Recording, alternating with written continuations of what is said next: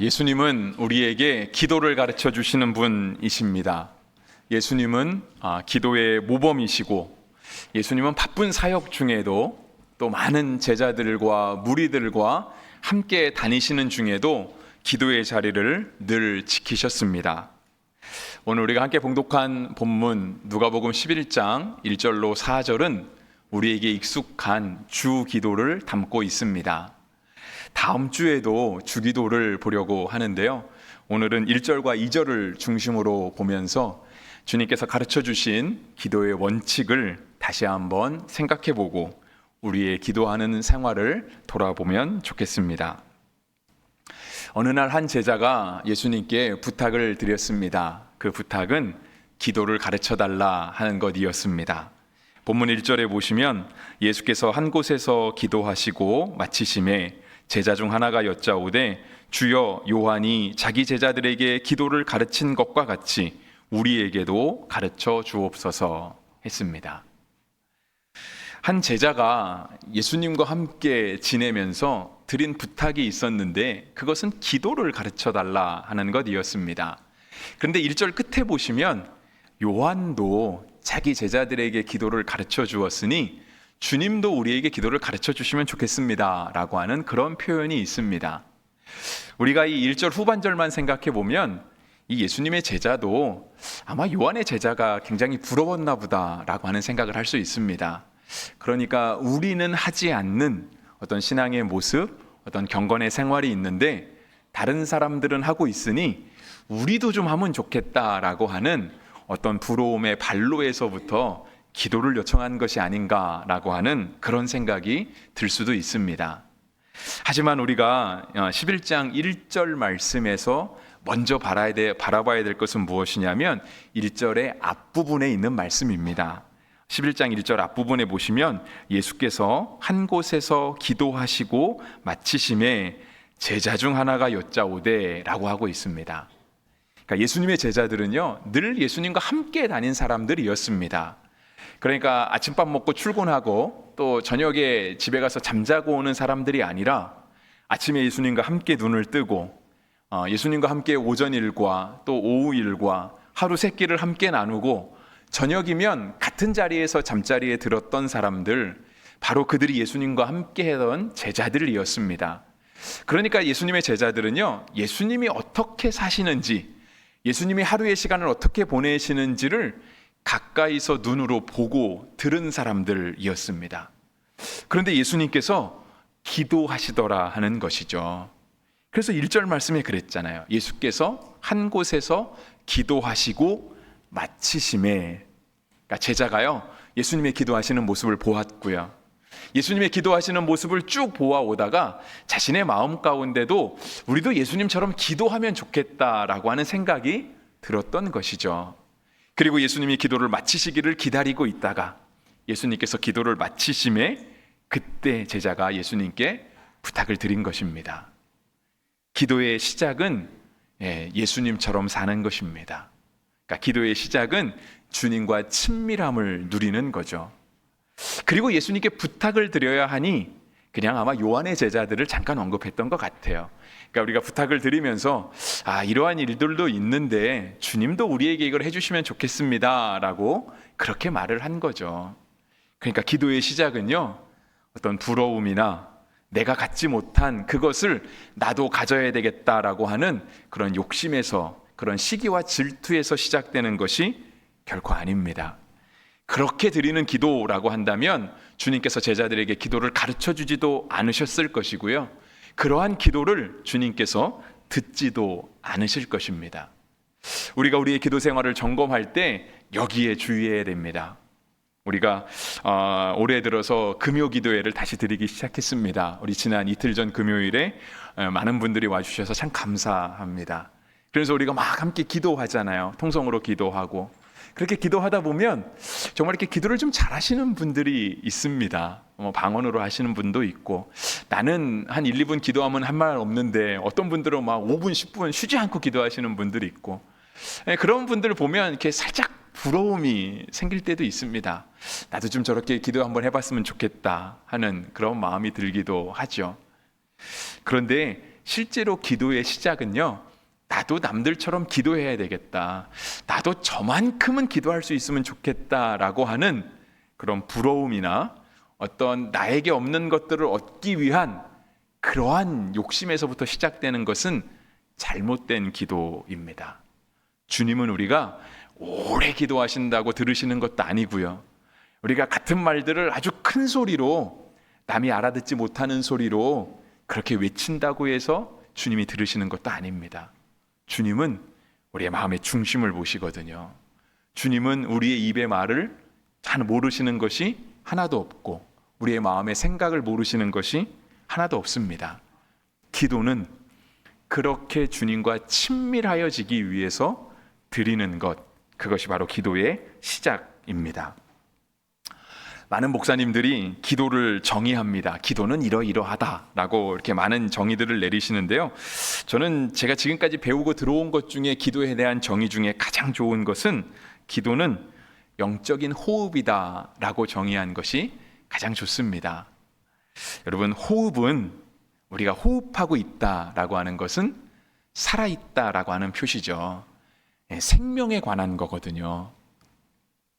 우리가 기도는요, 성도로서 살아있음을 보여주는 거예요.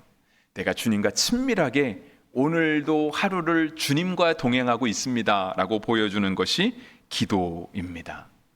호흡은 절대 끊을 수 없죠.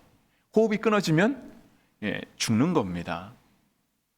그래서 우리가 생활하면서 절대 끊지 못하는 것들이 무엇이 있을까? 그러니까 기도를 영적인 호흡이라고 이야기를 하는데, 우리가 우리의 삶 가운데서 절대 끊을 수 없는 것이 무엇이 있을까라고 생각해 보면, 그렇죠, 일단 우리의 어떤 생물학적인 호흡, 어떤 육적인 호흡은 절대 끊을 수 없습니다. 이거 끊으면 죽는 거니까 끊을 수 없죠. 먹는 것과 마시는 것도 끊을 수 없습니다.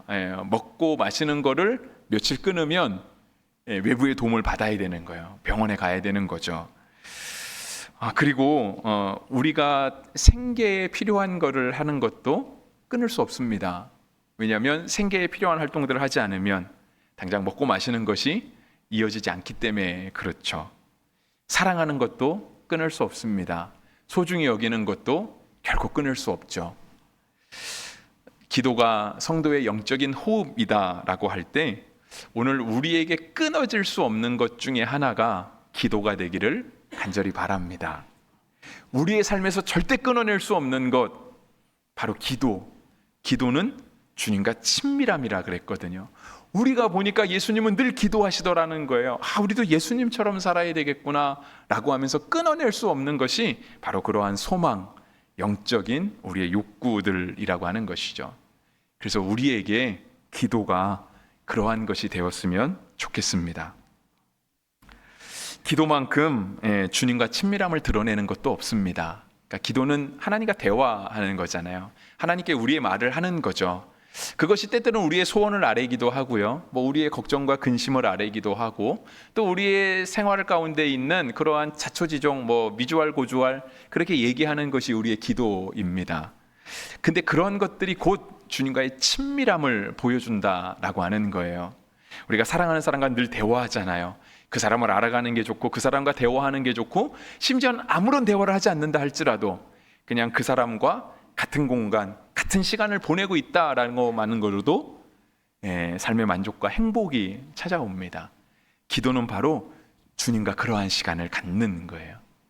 그래서 기도는 언제 할 수 있는가? 기도가 좋을 때 할 수 있습니다. 그러니까 좋은 건 언제도 할 수 있잖아요. 안 하면 하고 싶고, 안 보면 보고 싶고, 안 만나면 보고 싶은 것, 그것이 사랑하는 사람, 우리가 좋아하는 것, 우리가 소중히 여기는 것 아니겠습니까? 근데 바로 기도가 우리 성도들의 삶 가운데 그러한 것이 되어 수 있어야 하는 거예요. 기도가 그만큼 좋은 것이 될 수 있어야 우리가 기도의 자리를 떠나지 않을 수 있는 거죠. 예수님은 이 기도를 가르쳐 달라고 하는 제자의 요청을 마치 기다리고 계셨던 분 같아요. 그러니까 예수님은 바쁜 사역 중에도, 예수님이 하신 게 하나님의 일이었잖아요. 하나님의 일을 하시는 중에도, 그리고 예수님은 늘 제자들과 함께 다니셨고요, 누가복음에서는 특별히 더 수많은 무리들과 함께 다니시잖아요. 그렇게 분주한 중에도 예수님은 기도의 자리를 늘 지키셨거든요. 근데 그렇게 많은 사람들과 함께 다니면서 예수님은 마치 그 중에 한 사람이라도 우리에게 기도를 가르쳐 주십시오 라고 요청하는 사람이 있기를 기다리고 계셨던 것처럼 예수님은 이 제자의 요청 가운데 그 자리에서 바로 기도를 가르쳐 주셨습니다. 그리고 기도를 가르쳐 주시면서 예수님이 지켜왔던 그 기도의 자리 있잖아요. 많은 일 중에도, 많은 사람이 함께하는 중에도 주님과의 만나는, 하나님, 아버지 하나님과 만나는 그 기도의 자리를 예수님이 그렇게 지켜오셨는데 그 자리를 누군가는 계속해서 지켜주기를 원하는 그 마음으로 제자들에게 기도를 가르쳐 주셨습니다. 그래서 기도를 가르쳐 주십시오 라고 했던 이 제자의 요청은 그것만으로도 굉장히 모범적이고 올바른 기도가 됩니다. 예수님께서 먼저 가르쳐 주신 기도의 원칙, 기도의 모범은요, 2절에 기록된 것처럼 아버지의 이름이 거룩히 여김을 받으시오며입니다. 주님의 이름은 이미 거룩합니다. 그러니까 주님의 이름은 우리가 거룩하게 받들어 드리지 않아도요, 주님은 주님 스스로 이미 거룩하신 분이세요. 주님은 우리가 예배하지 않아도 예배를 받으시기 합당하신 분이고요, 주님은 우리가 찬송하지 않아도 찬양받기에 합당하신 분, 주님은 우리와 교제하지 않아도 주님은 그 스스로 완벽하신 분이십니다.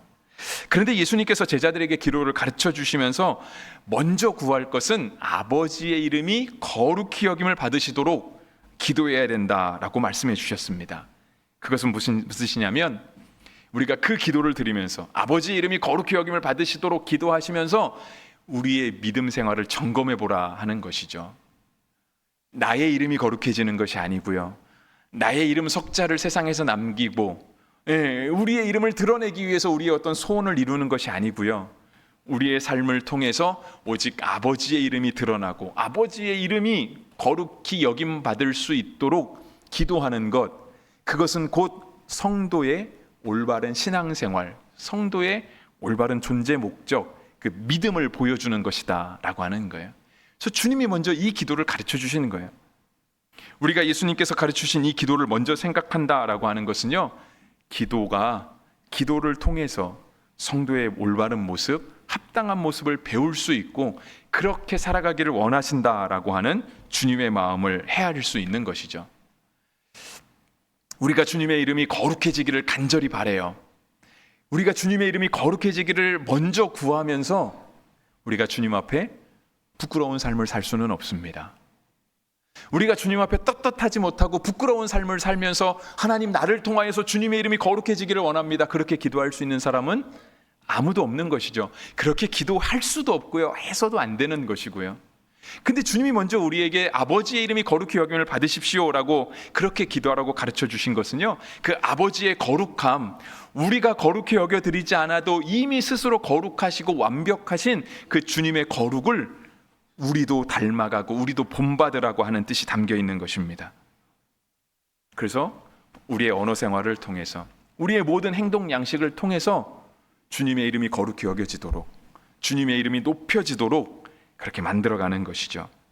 다윗은 시편 34편 3절에서 이와 같이 고백합니다. 나와 함께 여호와를 광대하시다 하며 함께 그의 이름을 높이세 했습니다.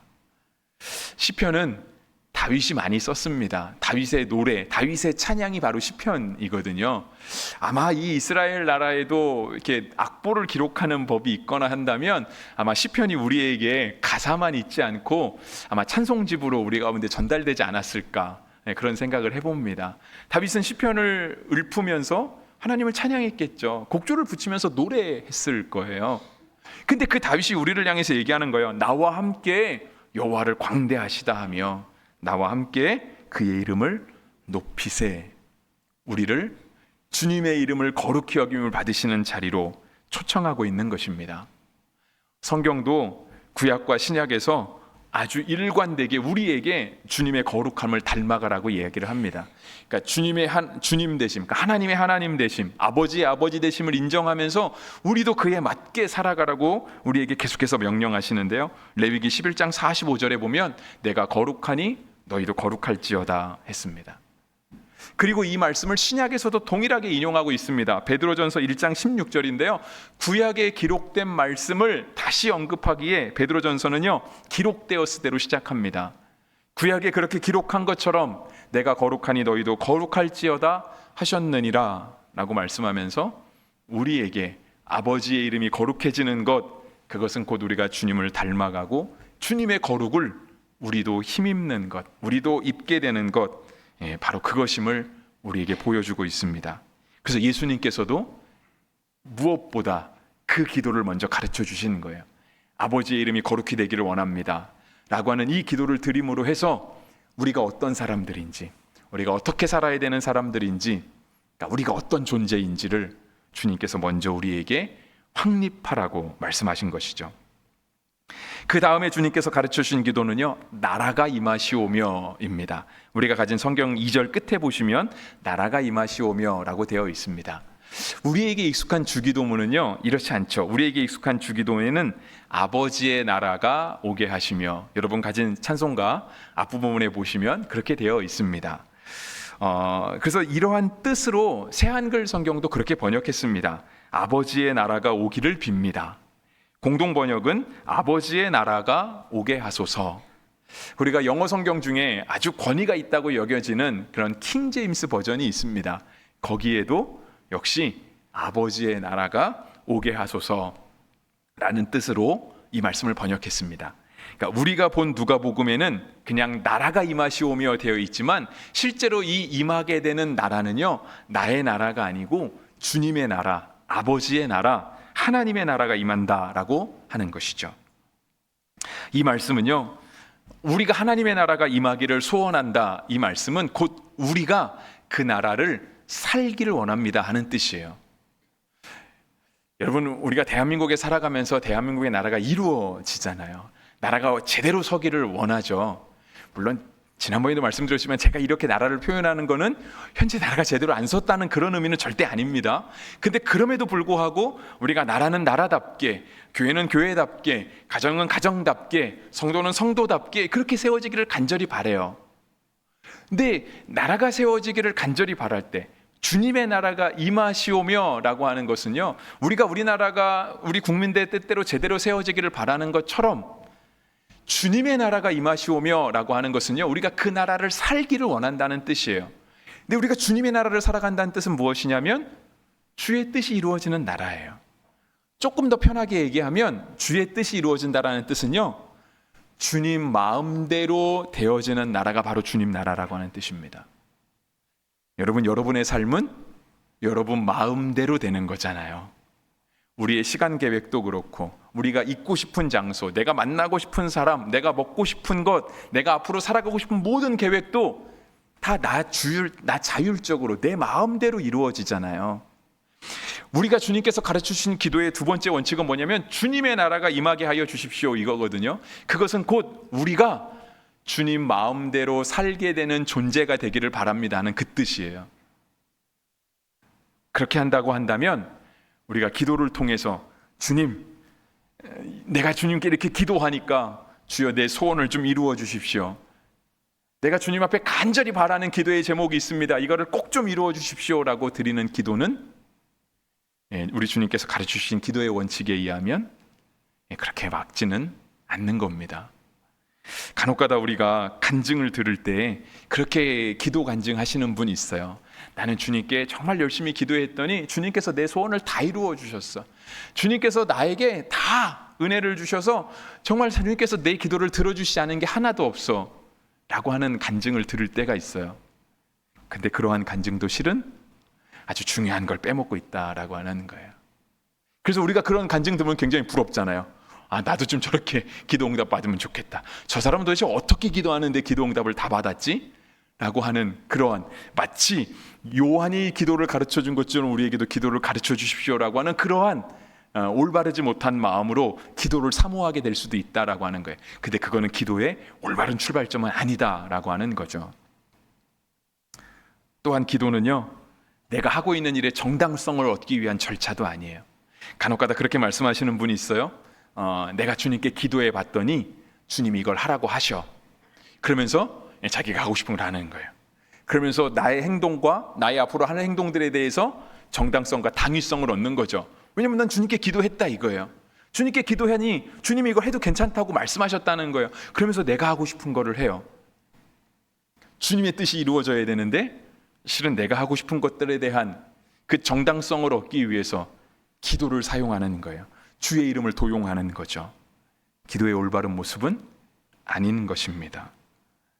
우리가 주님 앞에 기도할 때 나라가 임하시오며 라고 기도한다는 것, 곧 주님 마음대로 주님 뜻대로 그것이 내 삶에 이루어지기를 원합니다. 제가 그 나라를 살아가기를 원합니다 라고 기도한다는 것은요, 기도할 때에 우리 가운데 주님 저는 순종할 각오가 되어 있습니다 라고 하는 것을 뜻하는 거예요. 우리가 주님께 순종할 각오 없이 기도하는 것은 사실상 우리 자신을 향해서 스스로 거짓말을 내뱉는 것과 같아요. 주님 저는 주님 뜻이면 이렇게 되면 좋겠습니다. 실제로는 그 뒤에 나의 소원들, 나의 욕구들을 감춰놓는 거죠. 그걸 그냥 주의 이름으로 기도라는 것으로 잘 포장한 것 뿐이에요. 예전에 제가 이렇게 학교 다닐 때 본 그림책이 있어요. 제가 이거 고등학교 때 본 책인데요. 제가 그림책 하나를 소개해 드리려고 그래요. 김수경 작가가 쓴 하나님은 사랑에 눈이 멀었다. 1992년도에 두란노에서 출판된 책입니다. 그러니까 여기에 이런 사파들이 많이 있어요. 근데 이제 그런 사파 중에 여러분 잘 보이시는지 모르겠는데요. 제가 읽어드리면 이렇습니다. 우리가 기도에 대해 갖고 있는 잘못된 관념은 우리가 기도로 하나님과 싸워서 하나님을 굴복시키고 하나님의 결정을 바꾸도록 해야 한다는 것. 이것이 기도에 대한 우리의 잘못된 고정관념이라고 하는 거예요. 그래서 그림에 보면 한 기도하는 사람이 예수님처럼 보이는 사람의 팔을 꺾고 예수님을 이겨먹는 장면이 나오죠. 그죠? 주여 믿사오니 주시옵소서라고 하면서 이 기도는 옳은 기도는 아니다라고 하는 거예요. 그래서 가장 마지막 줄에 적혀 있죠. 기도란 하나님의 뜻을 발표하는 것이지 하나님의 뜻을 바꾸는 것이 아니다 적혀 있어요. 여러분, 우리가 하나님 앞에 기도하는 특권을 얻었잖아요. 하나님을 아버지라고 부를 수 있는 놀라운 은혜가 우리 가운데 있어요. 근데 우리가 하나님을 아버지라고 부를 때 우리가 그렇게 기도하면서 우리에게 얻는 것은요, 주님의 뜻, 하나님의 그 완전하신, 하나님의 그 하나도 흠도 없고 점도 없는 하나님의 그 뜻과 계획이 우리의 삶 가운데 이루어지기를 원합니다. 우리는 그 나라를 살기를 원합니다. 우리의 삶을 통해서 주의 이름이 거룩히 여김을 받게 되고 우리의 삶을 통해서 주님의 나라가 이루어지기를, 그래서 우리가 살아가는 내 삶뿐 아니라 가정과 직장과 이 나라가 하나님 나라가 되기를 간절히 원합니다. 주님의 통치가 이루어지기를 원합니다 라고 기도하는 것, 그것이 바로 주님께서 우리에게 가르쳐 주신 기도의 원칙입니다. 그렇게 이루어지는 하나님의 나라는요, 조금 더 엄밀히 말하면 하나님만의 나라는 아닙니다. 왜냐하면 우리는 하나님을 아버지로 부르는 하나님의 자녀이기 때문에 그래요. 자녀면 상속자잖아요. 디도서 3장 7절의 말씀에는 우리가 그의 은혜를 힘입어 의롭다 하심을 얻어 영생의 소망을 따라 상속자가 되게 하려 하심이라 적혀 있어요. 우리는 영생을 살 거잖아요.